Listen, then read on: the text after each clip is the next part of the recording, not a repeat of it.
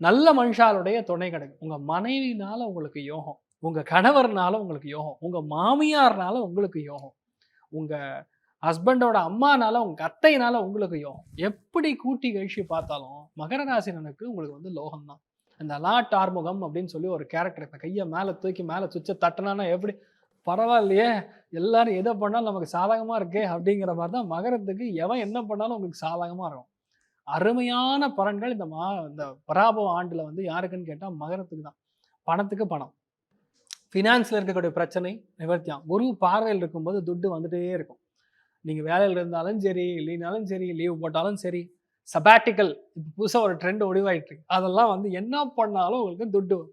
So பணங்காசுக்கு உங்களுக்கு பிரச்சனை கிடையாது. அடுத்தது கல்யாணம். குரு பார்வை வரும்போது கல்யாணத்துக்கு பிரச்சனை கிடையாது. அடுத்தது குழந்தை. முதல் குழந்தை ஆல்ரெடி இருக்கு சார். 2வதுக்கு we are really trying to conceive. நீங்க என்ன ட்ரை பண்ணி கன்சீவ் ஆனாலும் அது நடக்காது. ஏன்னா தெய்வத்துடைய அனுகிரகம் இருக்கும்போது நடக்கும். இப்ப குரு பார்வை வருது. ஜூன் மாசத்துக்கு அப்புறம் உங்க வீட்ல குழந்தை பிறக்கும்.